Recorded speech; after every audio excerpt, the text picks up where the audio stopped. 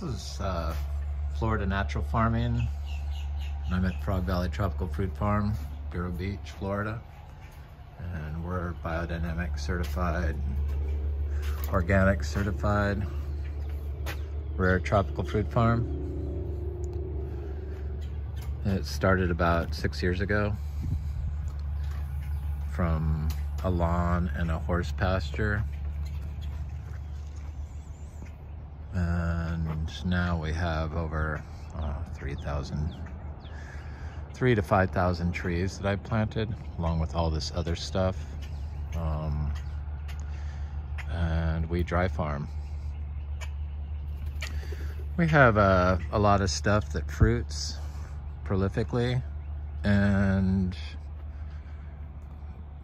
I really don't have to do anything. Just like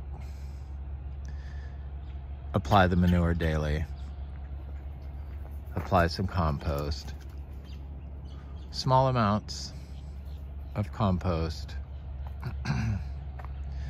and biodynamic preps. And that's really all I have to do in order to keep my biodynamic, and make biodynamic compost, of course, to keep my Demeter certified status.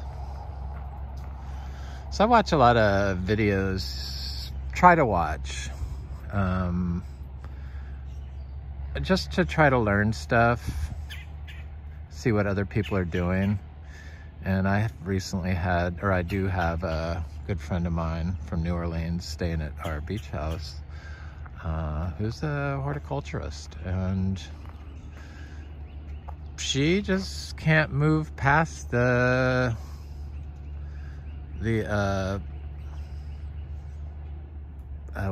weeds and stuff competing with the chosen plant. And then watching videos and stuff, and listening to people's methods for growing, it's just, I mean, they say what's wrong with their system pretty much. They get soil tests and they have trees that are dying, and then they talk about a couple of things that they did. Wood chips.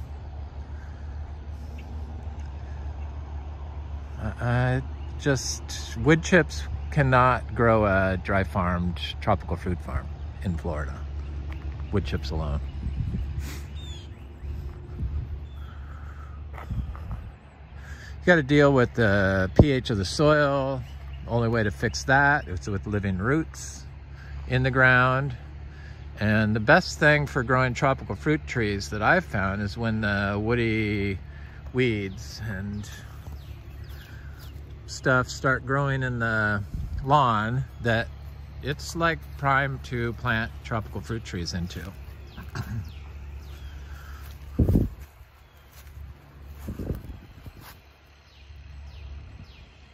This is a blood orange tree. I mean, look at how healthy this blood orange is in Florida. From seed, organic seed. It's really important people do organic. I mean, that's like so basic. They try to whitewash it with all these other alternative organics, but I've just read and listened to some of those people, and they really don't understand what organic is. I think you can mix part industrial agriculture with organic and still consider it to be just as good as organic, and that's frankly just not true. Once you introduce pollution into your food and plant system, you're always going to have issues. There's no other way around it.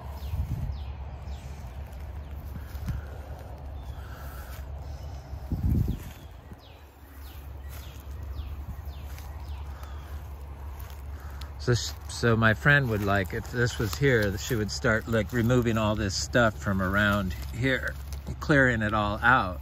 And that tree probably wouldn't die because it's been in the ground for a while. But if I tried planting little seedlings into just wood chips and didn't water it, it wouldn't grow, and the soil would be the wrong pH because you have no carbon in the soil, in the sand, when you just have something on top. Sure, some of it works its way down, but most of it just oxidizes into the atmosphere. You really have to have the living root here in Florida in order to buffer the pH and provide a home for the biology.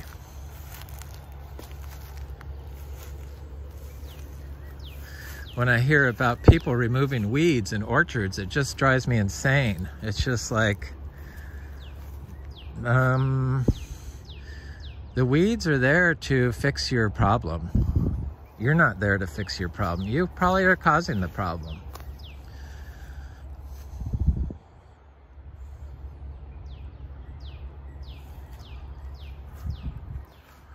Do I have vegetables in here? Yeah, cilantro.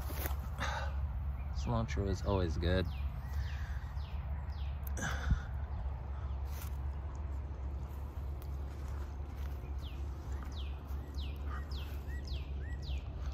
I have lots of different little trees in here that I've started, and they can take a while before they take off. I mean, all this is seed grown. All this stuff pretty much is seed grown.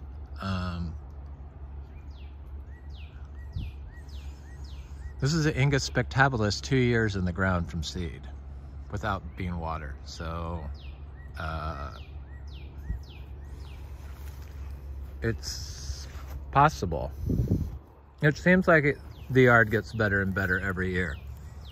I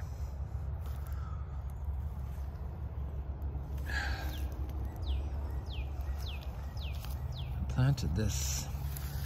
This is a really good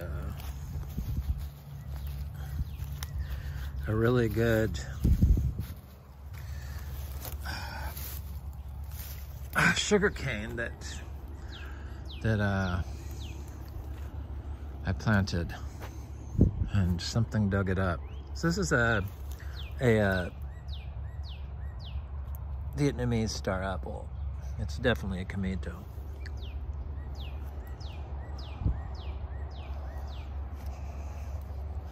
Star apple, Cacao. These are all like seed grown from known good varieties.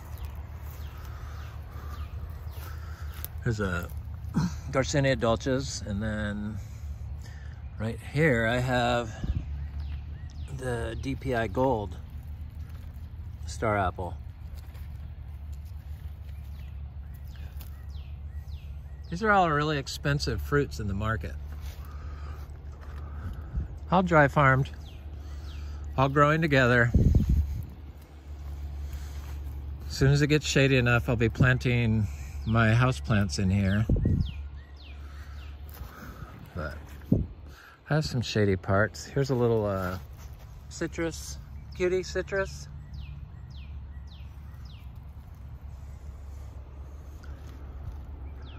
Kind of need the weeds, people. We don't need new methods to grow. That's the whole problem. Our human design methods of growing really, they're mostly pretty scary to me. The Florida ones. I mean, I like wood chips, but I like this living floor, and then add wood chips into it, and you know, throw wood chips into this.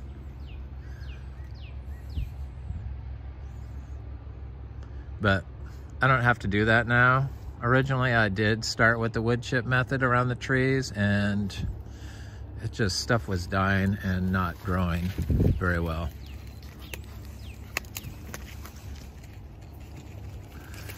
people just despise this so much, but this is where all the life that supports the forest starts out.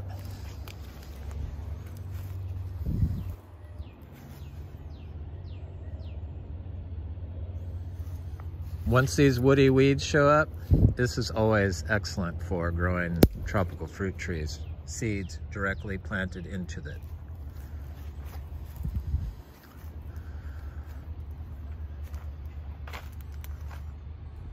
Nothing looks like it's hurting from lack of water. I can see that. It's really amazing once you tap into the underground root system and build an underground root system, root and hyphae system.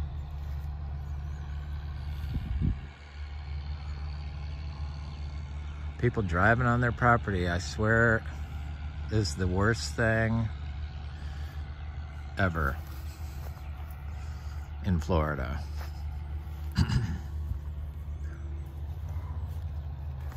I know the unhealthiest land on my property is the path I mow to get from point A to point B, front to back.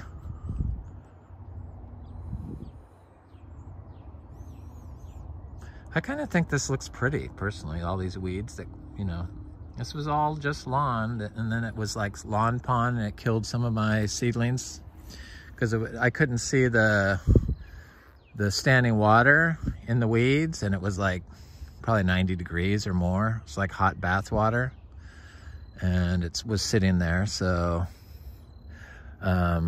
but it all had like low growing weeds. But so I put a vegetable garden in between all these trees, the ones that survived, and 2 years ago and this year, and all these other woody weeds started showing up, which at that point it's like perfect to plant your trees into it. So I start some of our seeds in pots, have some citrus and all organic seed, and some, looks like some Adamoy or sugar apples I think I put in there, and then some jackfruit and some quaimak, looks like. Another jackfruit or quaimak.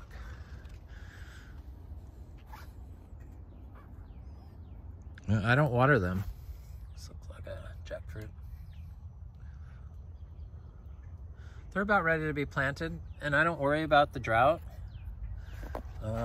because these pots have never been watered, so they're not gonna know a difference.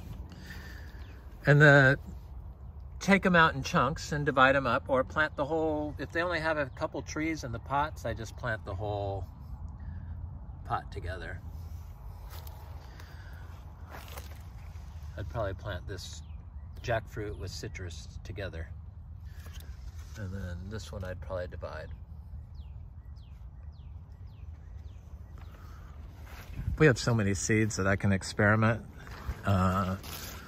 doing that, and I found that it actually, the trees do better when you plant them like that here. So that's how I've been doing it, and it works. Probably if somebody just wanted to cover up something on their orchard floor, you know, remove all the weeds, if you put down the wood chips, but first put down some earthworm castings and some hay, and then the wood chips, it would probably be better than just wood chips.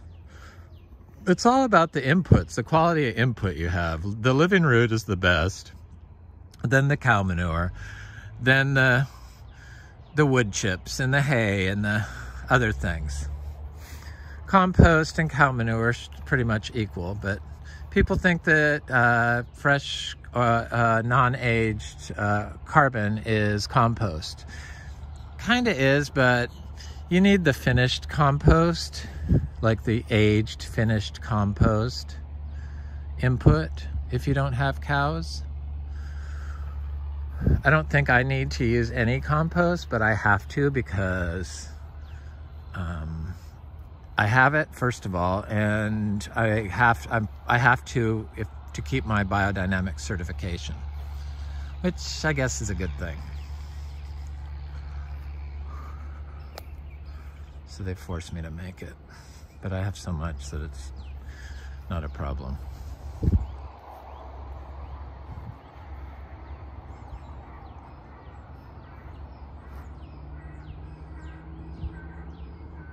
So none of this stuff gets walked on. And I only take the path, the worst part of our property. Here it's a little more black because we have a lot of trees. But I can tell it's compacted right here.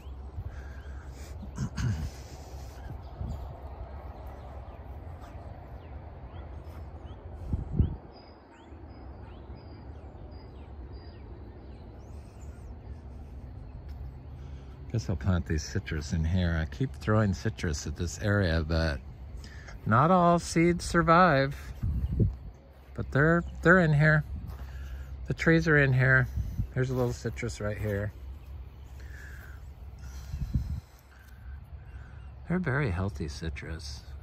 This is from a 150-year-old grove from Florida, organic grove. Sweet orange. Here's a little achacha. I think there's another citrus here.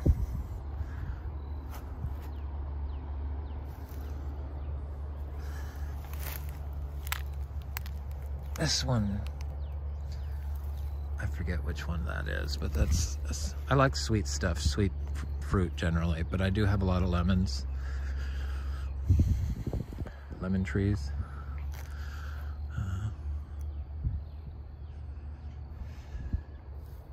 This is that Coloc, the Talisia florescii.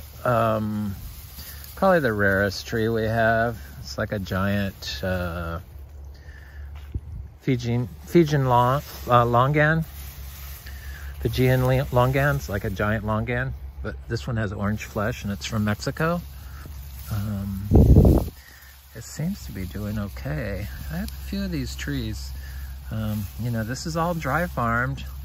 I direct sowed the seeds, and the grass is like really healthy with that tree. And the tree sure doesn't look like it's struggling at all, and probably is being fed, I would think, by the grass, the stuff that's growing in that grass. So this is a little tiny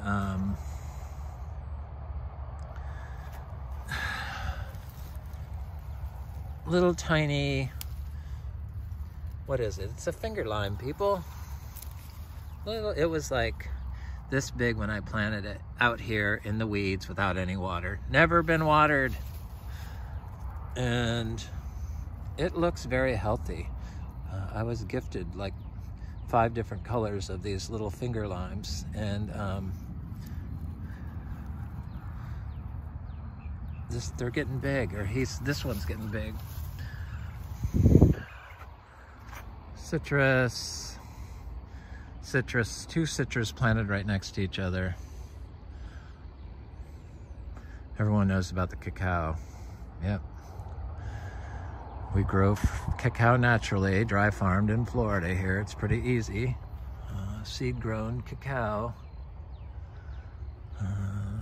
This is, you know, 6 years in the ground from seed, from something I fruited outside north of here. In the winter, because of the wind, it drops its leaves. But I have some manure next to it. It helps to have manure. I don't use chicken manure, but I use cow manure. Chicken manure is too high in nitrogen. So we want like a lower nitrogen for the fungi. It's pretty easy in Florida to do all this dry farming. I'm really surprised that it doesn't really catch on. A little bit, but That's okay. Some people are doing it different ways, but there's millions of ways to grow plants. We just like to have it grow naturally and not have to do anything and not have to worry about pests and insects and be able to get top dollar for the fruit. Kind of makes sense to me to do it that way. Here's a little kumquat. Citrus. None of this citrus has these greening issues that plague Florida and decimate the citrus in Florida.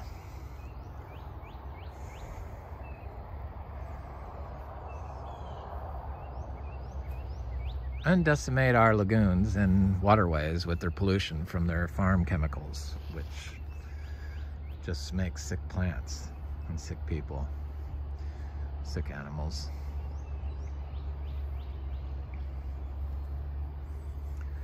Yep, gotta love the weeds. They're doing all the work for me. It's kind of the only way to do it in Florida because it is sand.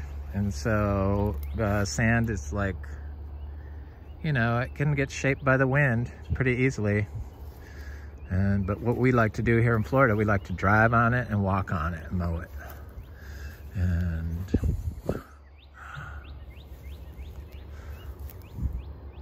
you can never achieve soil health for an orchard, forest floor that way.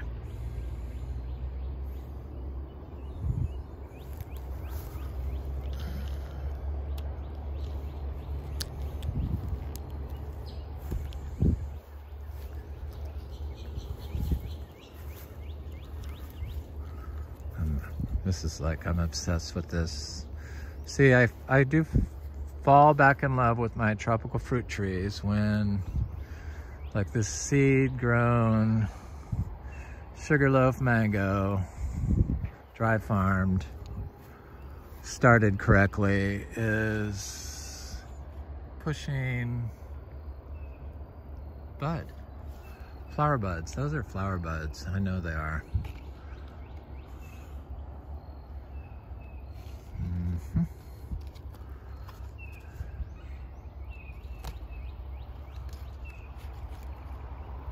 Because this is just new growth. This is new growth from this winter.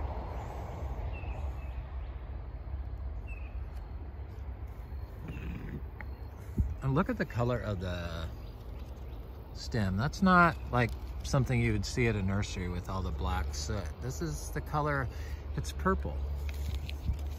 Here. That's not sooty fungus. That's like, the leaves on this are like almost black when they come out.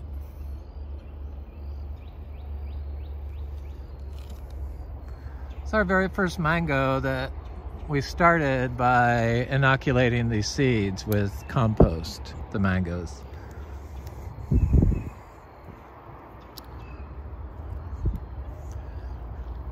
Anyway, I'm kind of obsessed with that tree at the moment. I know there's a lot of other things out here I could focus on, but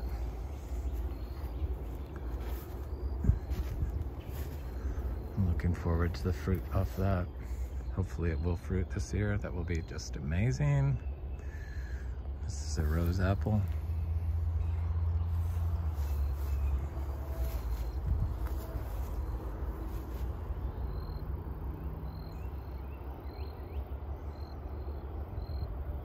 That oak tree wants some anthuriums growing in it, I'm sure.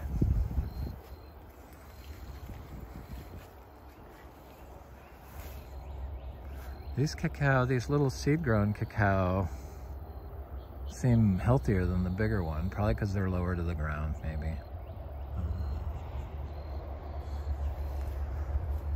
But all this stuff, these heliconias and other stuff I'm planting, they're eventually going to... Oh, there's a seedling mango right there. I don't remember planting that. Interesting. Or is that a cacao? That's a cacao. That's why I don't remember planting it. It looks like a mango. It's the Trinitoro that have huge leaves. The one that has fruit on it is a sweet yellow, little yellow variety. Very good fruit, very sweet. But I'm seeing a lot of them in here now. There's some achachas in there and some other trees. I see a achacha poking up right there that looks quite, or is that that's a cacao. Not an achacha, Luke's Garcinia. Anyway, it's Frog Valley Tropical Fruit Farm. I hope you have a good day.